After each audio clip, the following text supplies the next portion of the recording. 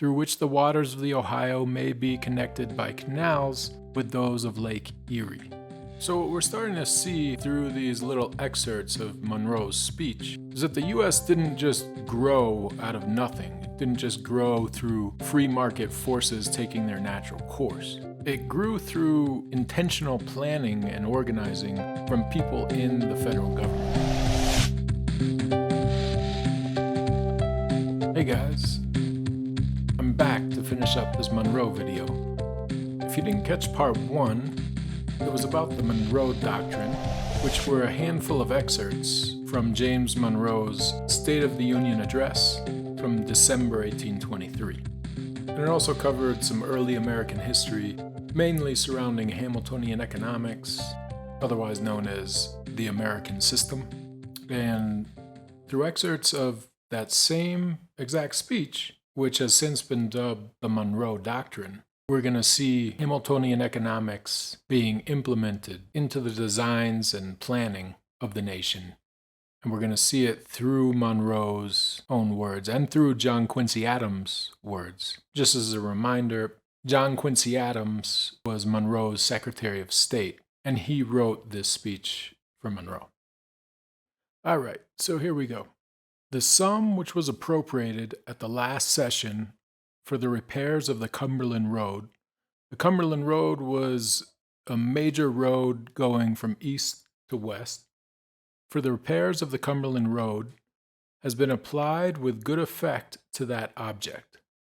A final report has not been received from the agent who was appointed to superintend it. As soon as it is received, it shall be communicated to Congress. And he goes on. Many patriotic and enlightened citizens who have made the subject an object of particular investigation have suggested an improvement of still greater importance.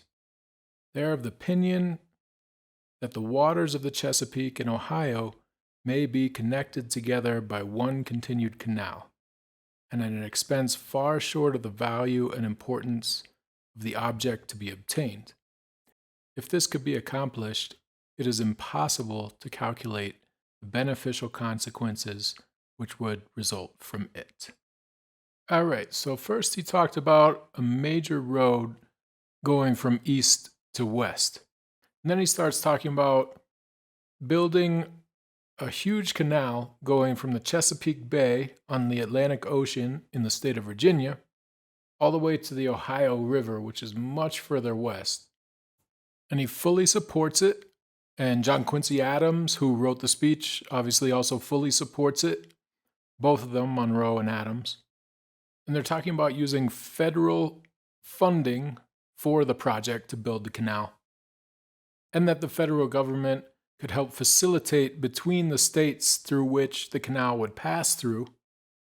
And guys, we're talking about the use of federal funds, maybe not wholly, but the use of federal funds to build this huge canal, and the federal government organizing and facilitating between the states through which this canal would pass through in order to get it built smoothly and correctly. And he's saying explicitly at the end here that the result, once the canal is finished and completed, that the result of having that canal would be huge for the country beyond what could even be imagined. And he's saying that because he knows the canal would help with commerce, with transportation, obviously, and with setting up new cities and new towns along it. So Monroe is a big supporter of large infrastructure projects that would help the nation in general. And let's keep going from this passage from his speech regarding infrastructure projects before I remark too much on it. Okay, so he continues, a great portion of the produce of the fertile country through which it, the canal, would pass, would find a market through that channel, that canal, and troops might be moved with great facility in war, with cannon and every kind of munition, and in either direction. So it's good for the military as well, in case the British attack or in case any of those European colonial powers that were mentioned in part 1 of this video were to try to attack. And he continues, and you can imagine he's addressing this speech to Congress. He says, connecting the Atlantic with the Western country in a line passing through the seat of the national government, Washington, D.C., it would contribute essentially to strengthen the bond of the Union itself. So he's for cohesion between the states. He's not this states' rights, small government purist who thinks that each state should be able to decide almost every little thing for themselves, even if it would disrupt interstate infrastructure projects that contribute to the well-being of the nation.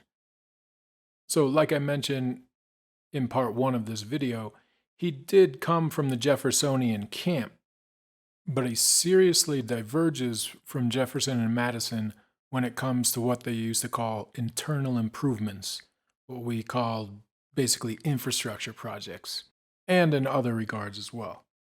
All right, and he goes on here, believing as I do that Congress possess the right to appropriate money for such a national object, right? I submit it to your consideration whether it may not be advisable to authorize by an adequate appropriation the employment of a suitable number of the officers of the Corps of Engineers to examine the unexplored ground where the canal will be built. Likewise, to extend their examination to the several routes through which the waters of the Ohio may be connected by canals with those of Lake Erie. Okay, so we're talking about going from the Chesapeake Bay at the Atlantic Ocean to the Ohio River, and then from the Ohio River through various new canals to Lake Erie.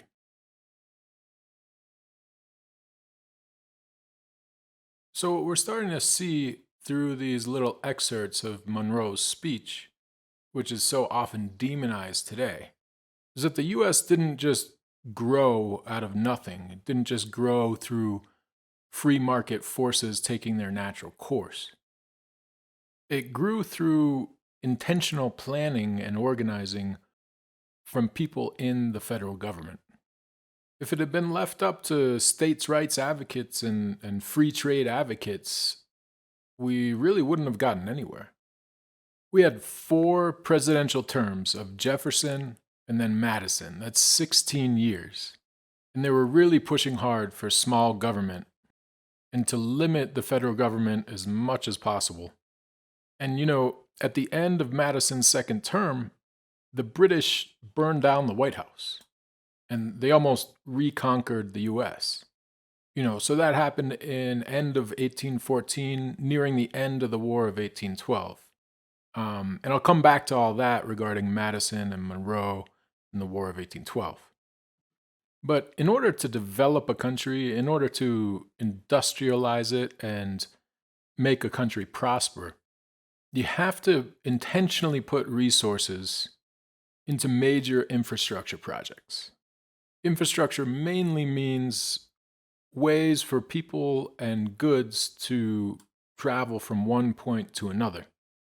In modern times, infrastructure also means other things with communications technologies and such.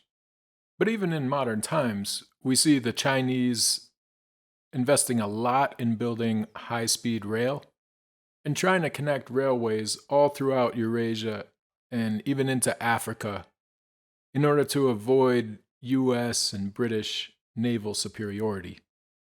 And so, for people who don't know, the reason Chicago became such a huge metropolis was because of these very canal connection networks that Monroe's talking about in the speech, connecting the Great Lakes with the Ohio River and with the east of the country. And the same can be said for other cities in that Great Lakes Midwest area, which are now considered minor cities in the US. But in the mid to late 1800s and even into the early 1900s, they were booming cities. So, Americans know that the country started on the East Coast and then gradually moved west and built cities like Buffalo, Pittsburgh, Cleveland, Detroit, Chicago. But most of us don't really understand that these canal projects that Monroe and John Quincy Adams are talking about in 1823 that haven't been built yet, these are what brought about the development of the Midwest, the Great Lakes areas, and really created these cities. Because at the time, aside from rivers and canals, there was no real way to transport large volumes of cargo other than via horse and wagon on dirt roads, which, a set of 2 or 4 donkeys pulling wooden wheels on roads that can get muddy and sticky, you're really only going to be able to carry a small fraction of what a canal barge or a large boat can handle using the same amount of donkeys. So let's take a look at this map of major canals and roads in the US in 1840. So the canals are the dotted lines. So we see the Erie Canal here, and we see the Ohio Erie Canal here, and down here is the Chesapeake and Ohio Canal that Monroe talked about in his speech. And the dark red lines are primary roads. So this national road, also called the Cumberland Road, ends up extending all the way out to St. Louis from the Atlantic Ocean by 1840. St. Louis is on the Mississippi River, which flows all the way down to New Orleans, which is on the Gulf of Mexico. But other than the Mississippi River, there's no other major river running north-south further east in the country. And there's no major river route running from the east coast to the western areas of the country either. And not even so much as to be able to carry large volumes of cargo beyond the start of the Appalachian Mountains, which we see on this map right here.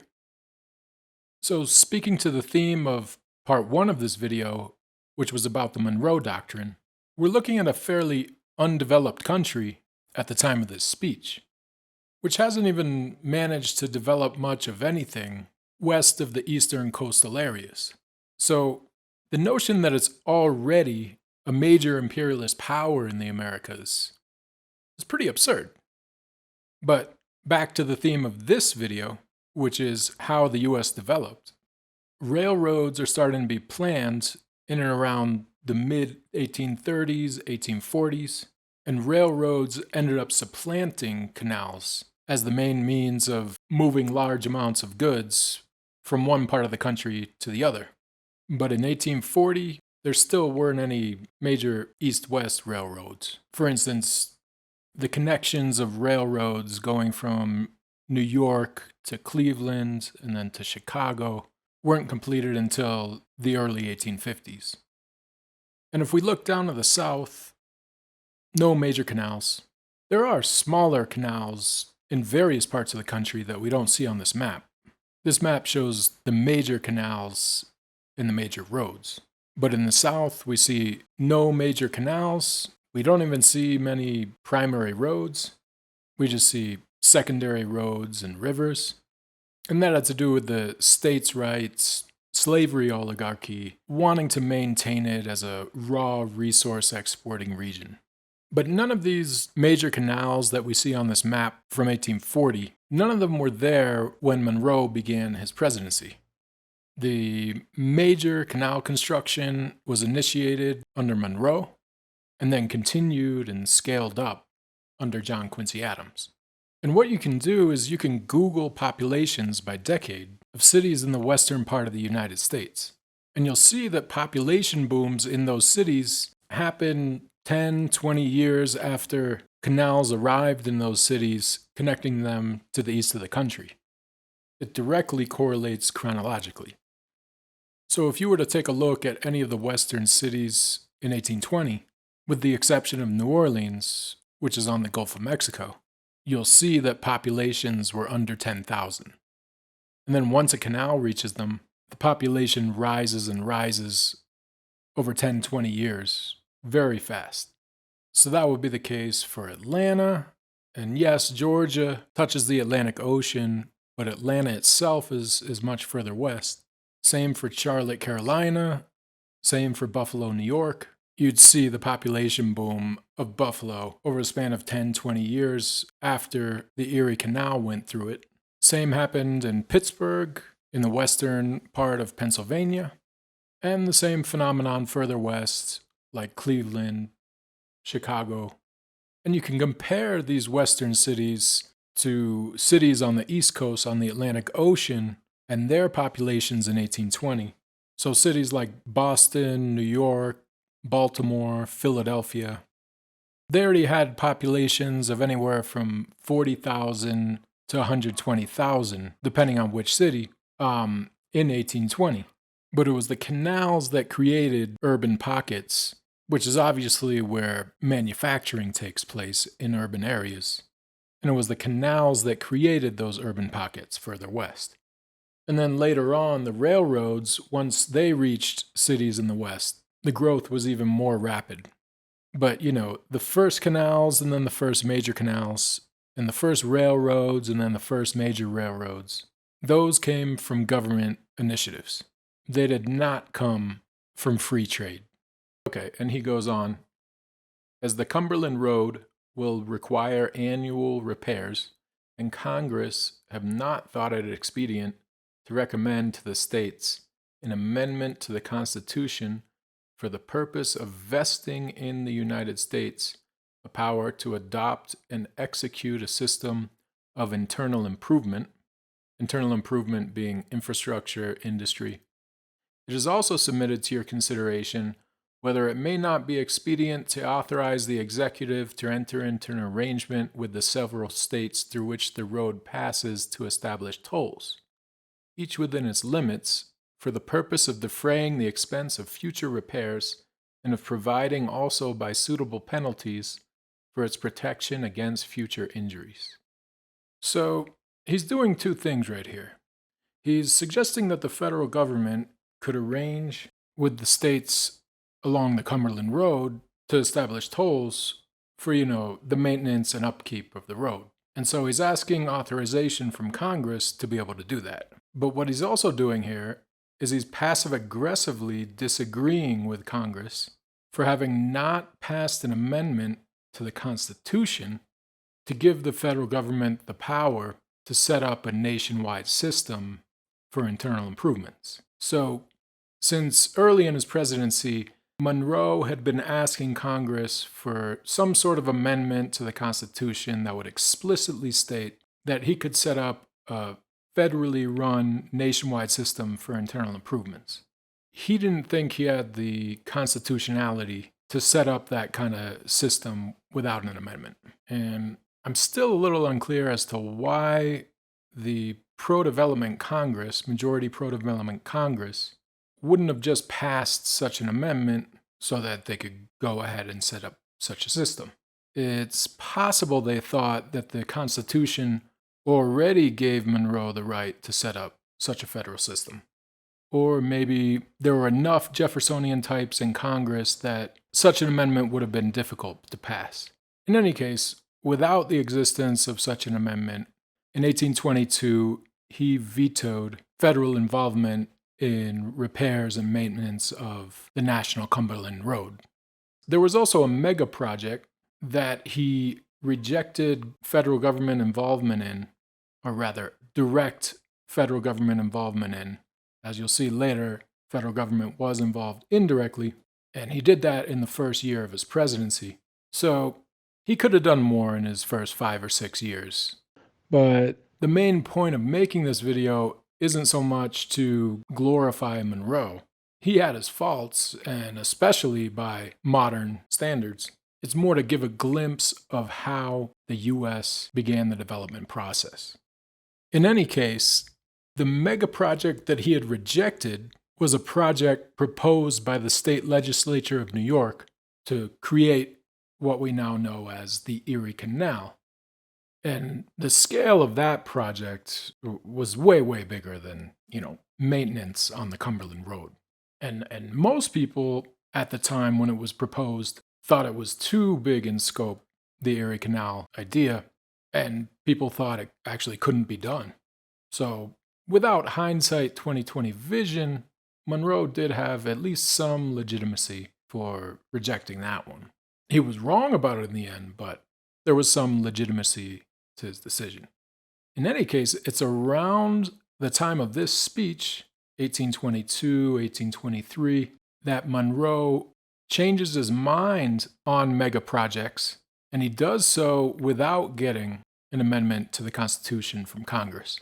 So that's why we see him here talking about a mega project such as the Chesapeake, Ohio Canal, because he now views them as constitutional and gives the green light for the federal government and military engineers employed by it to go and work directly on mega projects. Now, going back to the Erie Canal, in the early days of its construction, DeWitt Clinton, the governor of New York at the time, and the New York State legislature, they ended up finding funding for the project through the sales of bonds and stocks. It did have an immense cost, but they were able to raise the funds.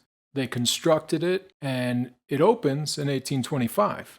And it ends up being a huge success, not only for the state of New York and for New York City, but also for the country in general. And those who invested in bonds for the mega project, the Erie Canal, get paid back on their investment very quickly. And it really transformed New York City into the major economic hub of the US that it now is. But in the early days of its construction, people around the country were calling it DeWitt's Ditch. They thought it was a crazy idea, they thought he was crazy, and they thought it was just way too large in scope, and that there weren't enough experienced engineers in the US for this sort of mega project. Now, libertarians might be sitting there thinking to themselves, see, state project, no need for federal government involvement, states' rights works. And sure, I suppose you could make that argument in this case, but it does nothing for the free trade argument. It wasn't just rich capitalists deciding, we can make a lot of money from this canal project, so we're just going to go ahead and build it. Not at all. It was entirely proposed and promoted by the governor and by the state legislature.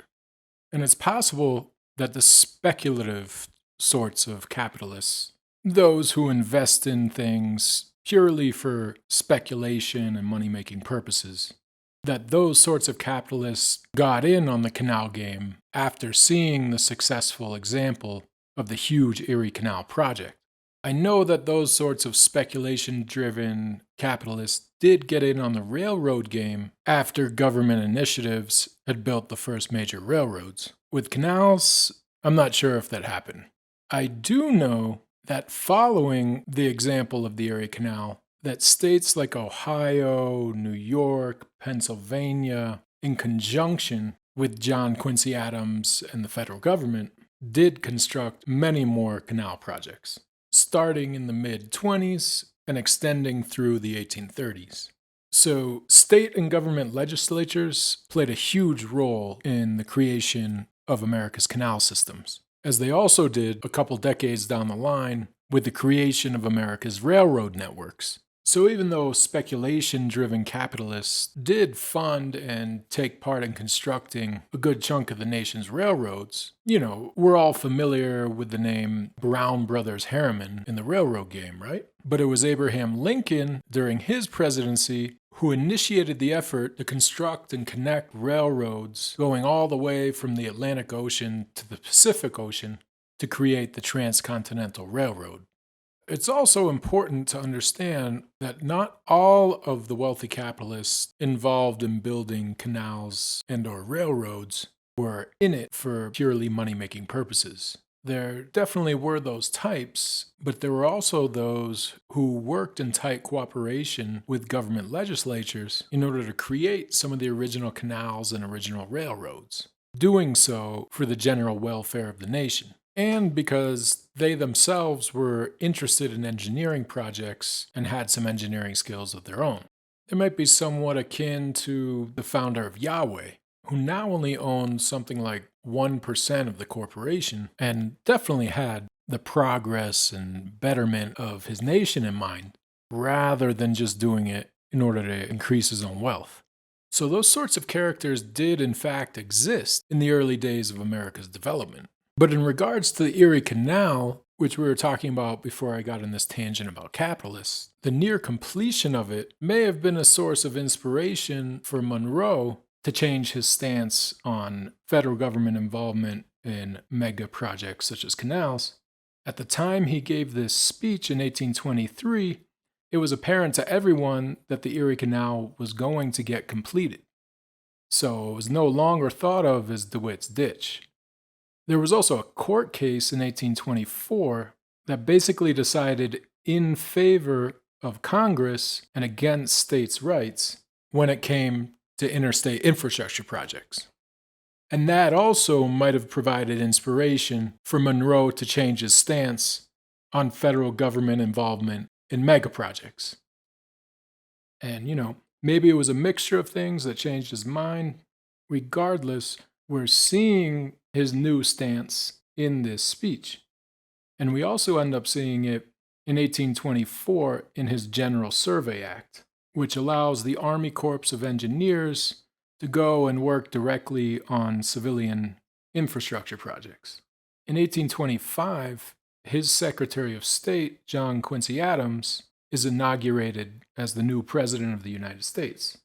And Adams goes even more whole hog with internal improvements. And so we witness an era of rapid development in the US. But now, if we backtrack a decade to prior to Monroe's presidency, Monroe served as Madison's Secretary of State. And during the War of 1812, since it was going so poorly, because neither Jefferson nor Madison really did anything to develop the nation or its defenses, its military. So Madison turned to Monroe nearing the end of the war and appointed him Secretary of War, as well as maintaining his position as Secretary of State. And a few months after that, the U.S. won the war or succeeded in not being reconquered by the British, so we could call that a victory. And I'm not saying that was because of Monroe as Secretary of War, but there is that chronological correlation.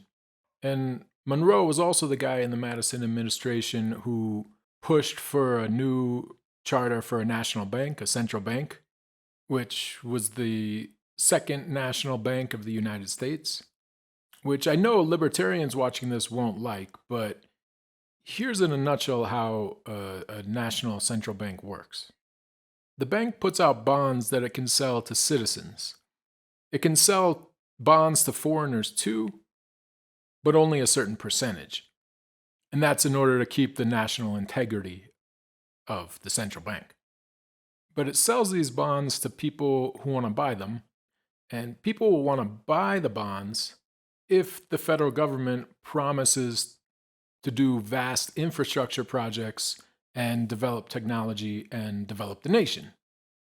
If the potential buyers know that the nation will be developing, industrializing, and generally progressing, then they know those bonds will be worth something on the international market down the line, and they know they'll collect interest on those bonds. Now, if the federal government says they're not going to do anything in regards to developing the nation, then no one's going to buy the bonds. See how that works? But with a central bank, you've got an organizing agency that can direct credits and direct subsidies, what they used to call bounties, towards certain infrastructure projects that it sees as really necessary at that time to instigate growth in that sector of the economy and help the country grow. So the central bank uses money they receive from investors and their bonds to develop the nation. Now, if you're against central banks in general, you really have no argument here, because after 16 years where Jefferson and Madison ruined the Hamiltonian economic plan that had been implemented under Washington and continued a bit under John Adams, after 3.5 terms of Jefferson and Madison, we see the US try to conquer Canada at a time when the British Empire has its hands full with a war with Napoleon. Even with that European war on their hands, they're still powerful enough in comparison to the US military and navy to almost reconquer the entirety of the US. So, libertarians, if your fear with a central bank is that its true secret owners are the international elite, London and international banksters, and your fear is that you don't want to be ruled by those people, well, guess what? By not having a central bank and an organized federal government developing the nation, your guys, Jefferson and Madison, almost managed to get the US recolonized by empire, the British Empire. The very people who you have fear of being ruled by, being co-opted by, or in this case, being conquered by. And in fact, if it weren't for some very lucky breaks in the war, such as Washington, D.C. being hit by a tornado just after the British came in, took the territory, and burned down the White House, as well as a fort on the water, Fort McHenry, miraculously, just by luck, surviving British bombing all throughout the night, which ended up foiling the Brits' plans to invade Baltimore. So, without these strokes of luck, the US likely would have been recolonized and reconquered by the British, which was on Madison's watch during his second term, which was essentially, the 14th, 15th year of this Jefferson-Madison rule of the US.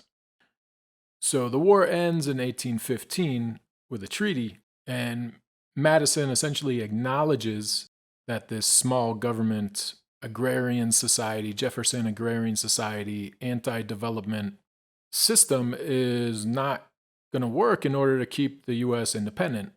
So what does he do?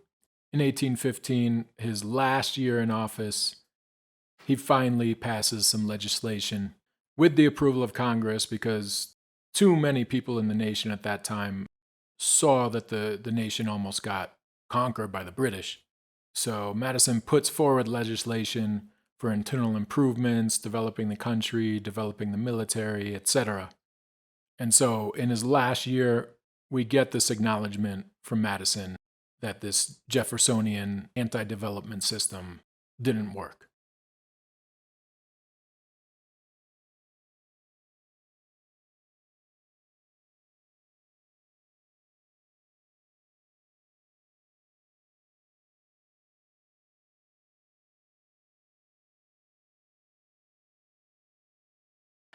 And Monroe is the guy in the Madison administration who pushes the hardest and gets the second bank of the United States a charter. So it's not so much that a central bank in and of itself is evil. It has to do with who's in charge of the central bank and what governmental restrictions are there on that central bank.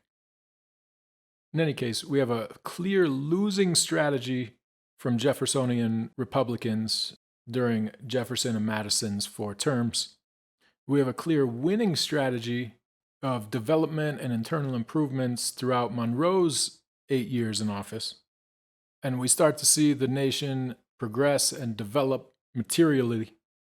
And we see a considerable strengthening in the US military during Monroe's tenure, so that by the time of this speech in 1823, Monroe has enough confidence in his country's military and its capabilities to tell the European powers, don't come into this hemisphere with your militaries and try to colonize these new independent republics. Okay, one more excerpt related to development in this speech. Having communicated my views to Congress, respecting the encouragement which ought to be given to our manufacturers, so manufacturers just means like industries, and the principle on which it should be founded, I have only to add that those views remain unchanged. I recommend a review of the tariff for the purpose of affording such additional protection to those articles which we are prepared to manufacture, or which are more immediately connected with the defense and independence of the country. All right? So he's saying that he's pro-tariff on manufactured goods that the U.S. is either already manufacturing or for those which they could develop the capability to manufacture within a short period of time, either private manufacturers or state-owned enterprises such as West Point. Because he also mentions manufacturers connected with the defense of the country. West Point was a military academy. It was a fort back then, but it was also an elite military academy, which included a high-level department for engineering, plus what we call a corps of engineers. In other words, a team of engineers who work on various projects for the U.S. military. And in 1824, with Monroe's General Survey Act, they began doing work on civilian infrastructure projects in the country as well. And this guy, Joseph Gardner Swift, is pretty important to know about, although none of us, Americans, know who he is. But he was an engineer, and after the War of 1812, he was appointed head of the military academy as well as head of the Corps of Engineers.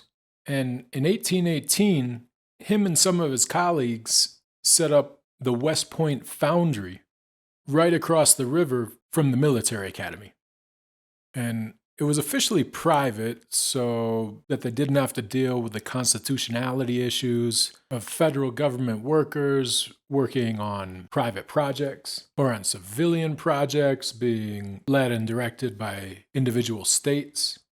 But it was integral.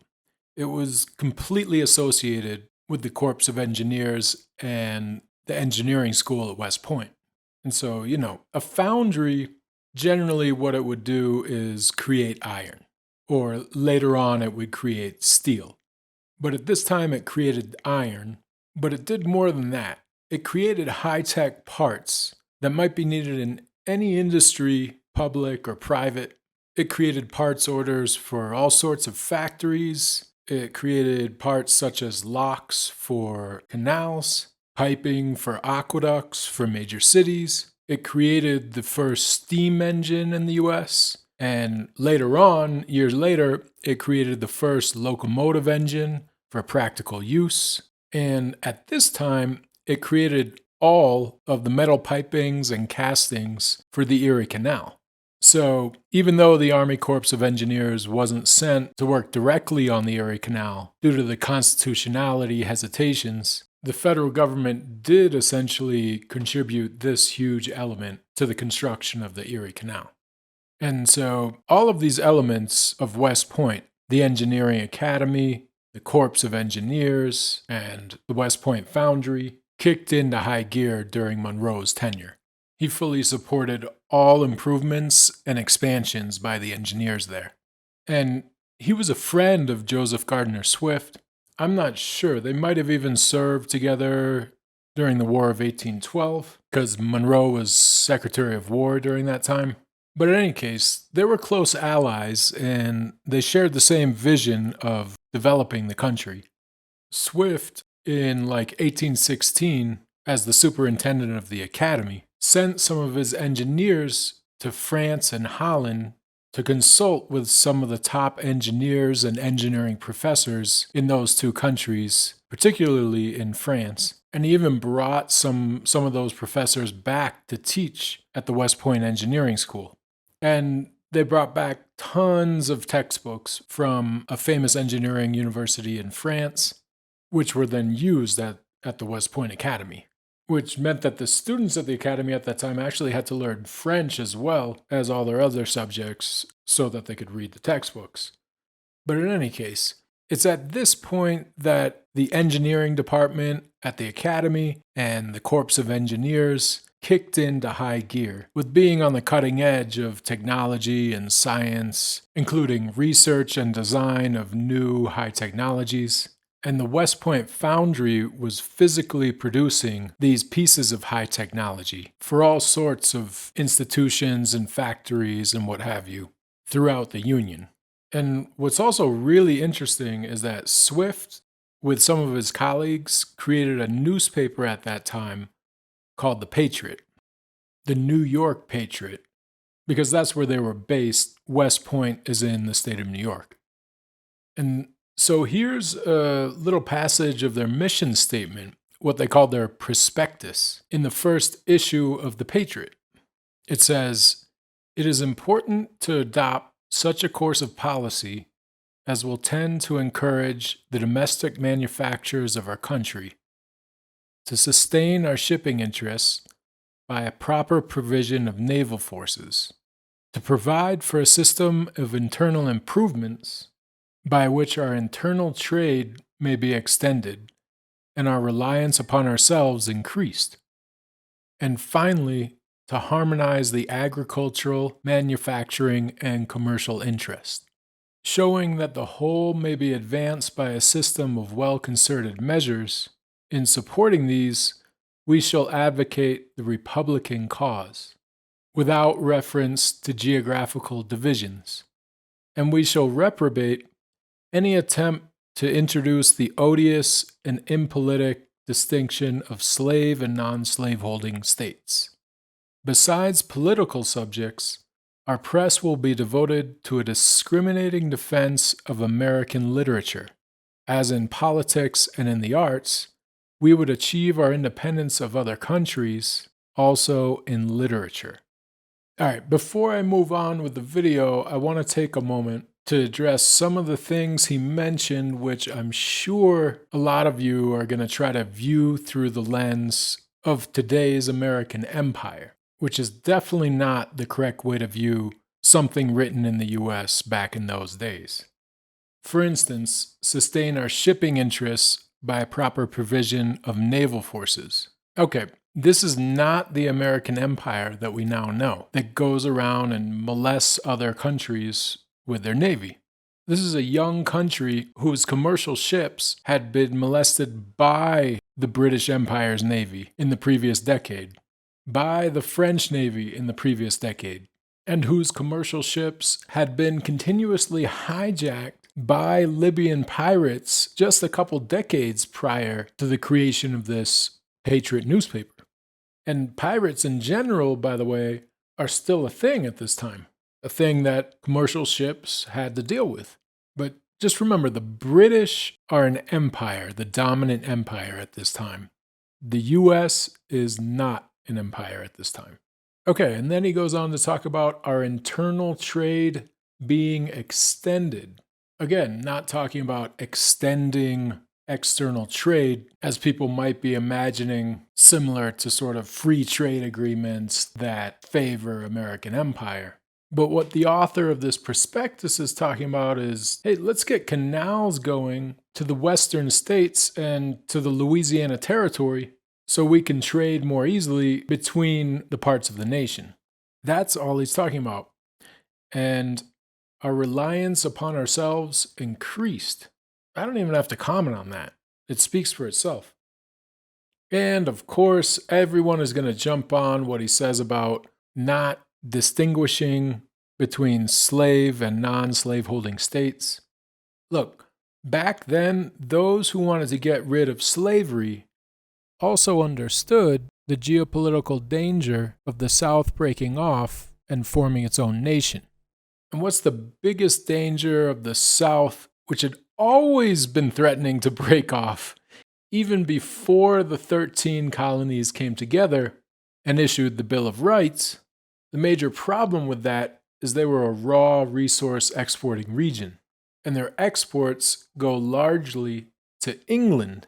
And since England would love to have their former colony, the United States, back under their control, they would certainly take a broken off South back into their imperialist realm, if not their actual colonial kingdom, and use it and Canada and any Western states, many of which would likely join the South because they're largely agricultural at this time, in essence surrounding the remaining United States from all sides. And the British did in fact support the Confederacy in the Civil War 40 years later. So with the benefit of 2020 hindsight vision, we know this likely would have happened. So leftists, just as you defend today's Chinese government officials and foreign relations spokesmen for their very even-keeled diplomatic approach, as they tend to refrain from bluntly calling out the US on all its evils and on all of its imperialist activities, this is the same diplomatic approach that these pro-development American politicians were taking back then in regards to the southern states. And yeah, I know the Chinese government and its state media outlets have become a lot more critical of US imperialism in just the last couple of years. But if we think of their entire 40-year growth process, technologically and materially, they had always strategically refrained from being too critical of US imperialism. And that was part of their strategy that allowed them to reach this point of geopolitical power to where they can now vocally bite back when the US jabs at them. In 1822, at the time of this prospectus in the Patriot newspaper, the US is essentially still only in their first decade of growth and development. So they still have a ways to go. Now, another parallel we can draw is just as the current Chinese government believes that development in areas of the country such as Xinjiang will naturally lead to the diminishment of extremism there through providing jobs with decent incomes and better education facilities as development reaches those more remote Western areas. These pro-development Americans back in the 1820s, Joseph Gardner Swift, and those from the West Point Foundry and associated with it who made this publication, they were of the exact same mindset that once development in general, whether it be transportation routes, factories, technology, expands into the south of the country, that will lead to a better educated and better nourished population of Southern commoners.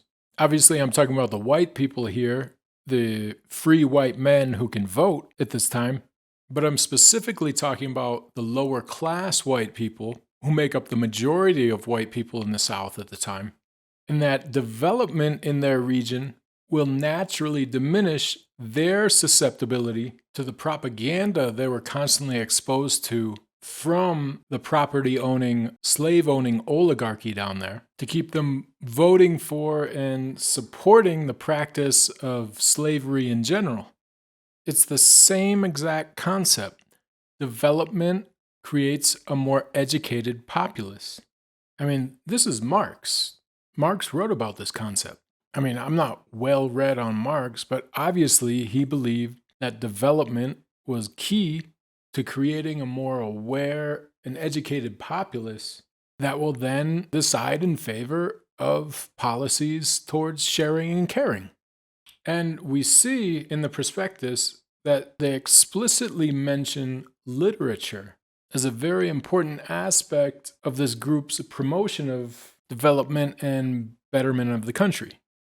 So through that paragraph, we see that this pro-development faction in the US, those involved in the West Point Foundry and in this Patriot newspaper, that they believe and have explicitly stated that development and education go hand in hand in creating an independent and free country whose populace will make sound decisions. And the foundations upon which the leaders of a nation can move to increase the level of sophistication of their populace, or internal improvements, aka infrastructure, and a sufficient national defense system. These foundational elements really are what the founders of the United States thought of when they used the phrase "for the general welfare of the nation." The world wasn't up to social services yet. I mean, yes, the original founders and these leaders in the 1820s did consider education, i.e., the building of schools, the building of libraries, and the general promotion to the populace of literature, arts, and sciences to be an integral part of the general welfare of the nation, which the government could provide for its people. But generally, when they talked about carrying out projects for the general welfare of the nation, they were referring to progress in industry, development, technology, and in the defenses of the nation from stronger colonial powers, such as Britain, of course. By the way, if you want to check out more on this Patriot newspaper, you can take a look at this pamphlet called The Patriot Files Unearthed by Anton Chaikin. He went and searched through old issues, articles from that newspaper, and then subsequently wrote about them in this pamphlet. And by the way, much of this video comes from a book written by Chaikin called Who We Are, which is absolutely packed with info essentially on how the US developed and industrialized.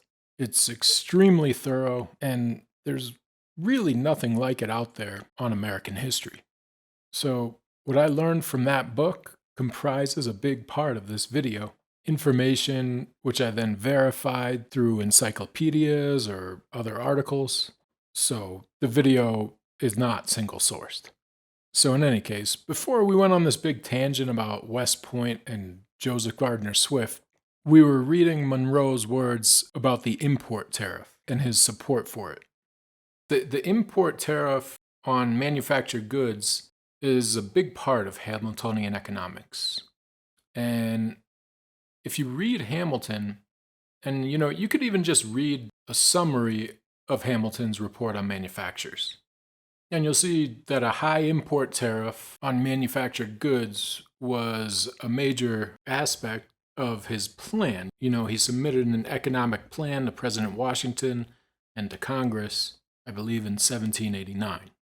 And Monroe, in this excerpt in his speech, is saying that he supports these types of tariffs on manufactured goods, at least those that the country has the capability to produce. So Monroe, through his administration, while he was president, he was moving away from this raw resource export economy that Jefferson advocated.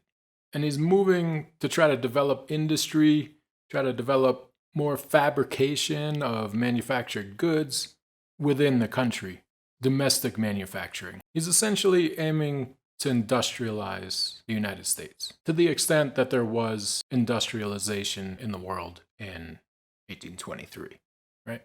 So from everything we've looked at in this video, we clearly see that the US didn't develop due to free trade. There was central government involvement to a high degree. And this can serve as something of a roadmap for countries that are trying to develop these days. And the main issue I see for undeveloped countries that are trying to develop is that they jump the gun and start trying to provide social services for the people before they've accomplished much of any infrastructure or industrial development. And it's not to say that social services are inherently a bad thing. I'm actually in favor of social services in general. So the issue isn't so much that the spending on social services by leftist leaders in these yet-to-be developed nations is going to drain the funds of the nation and leave it bankrupt, although sometimes that does play a role in the problems that such countries face.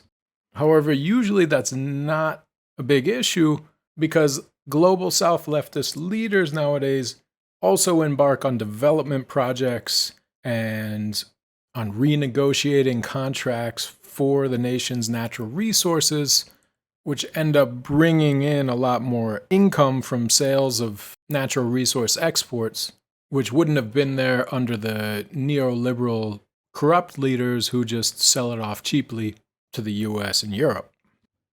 The issue in providing social services right off the bat is actually in the perception of the wasting of the nation's funds.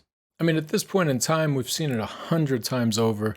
Leftist president gets elected in a global south country, immediately starts providing more social services for the people, which leaves them open as very easy targets of the propaganda that comes not only from wealthy capitalists and their media outlets within that country, but also from the entire Western empire machine. And both of those said entities have very convincing propaganda programs, which often, I would say usually, convince half of the population of such a country that these social services being doled out by this leftist leader are going to bankrupt their country and put it into a situation of insurmountable debt. A situation which, at least from the perspective of those citizens who fall prey to the propaganda, that the nation will never be able to find its way out of.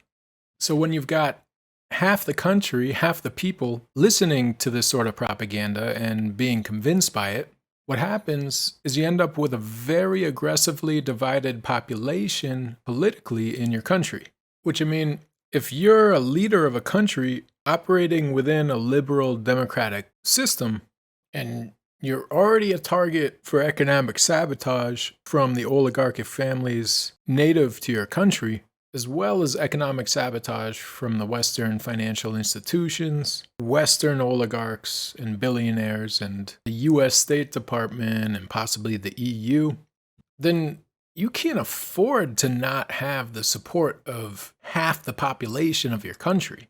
I mean, you're likely not even going to survive another 2 election cycles. And I mean, good luck in that situation trying to carry out any sort of long-term development projects.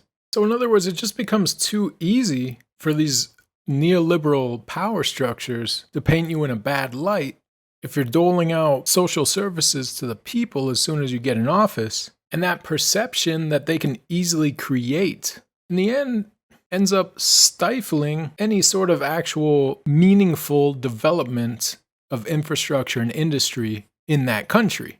So it's simply just bad strategy, at least in this moment in time, starting from the fall of the Soviet Union up to modern times. It's bad strategy for an undeveloped nation to begin doling out social services at the same time that it's trying to develop itself. In contrast, if the new leader of a global south undeveloped country were to focus pretty much only on infrastructure development and getting industry going in the country, then that division amongst the 99% of the citizens of that country, that division wouldn't exist. I mean, sure, you still might have 10, 15% of the population against such a leader, using the line of reasoning that they're wasting funds on development projects. But you're not going to have 50, 60% of the population buying into that sort of argument. Virtually nobody thinks that development is a bad idea. So such a leader embarking on development projects, not doling out social services, is not going to be such an easy target of propaganda from the neoliberal Western power structure. And we see that this is the road that they took in the early US. Franklin, Washington, Hamilton, Monroe, John Quincy Adams, Henry Clay, not overly prioritizing social services, but instead prioritizing development. Same with the Soviet Union's rapid development. They put pretty much everything into developing heavy industry. And people were overworked for a decade or two, but they developed. And the same can be said for post-Deng Xiaoping China. So that's my food for your thought for today. And that's the end of my spiel on this. Before I end the video, take note that we covered pretty much the founding and the growth of West Point in the second half of this video. And in doing so, we saw that it was an institution created and built up in the early days with good intentions in mind, that of just defending the country and providing engineering expertise for domestic infrastructure projects, yada, yada, yada. We kind of went over that in that section. But, if life allows me to keep making these videos, which I really want to do, then you're going to see over and over in American history, leaders with good intentions creating and building up institutions for progress and development, or even just pushing forward the progress and development of the United States itself with good intentions in mind for that country and for the world. And that development and progress and those institutions later on being co-opted by basically neoliberal regimes with bad intentions in mind. But the neoliberals themselves, and obviously we wouldn't have called them that in the days of Jefferson and Madison, wouldn't have developed West Point or the nation on their own. So it's just a thing to keep note of as you look into a bit more of early U.S. history.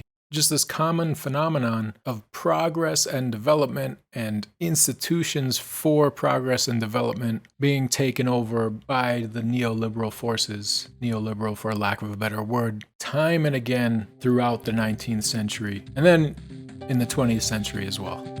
So please subscribe and like, and I hope to be back with more videos soon.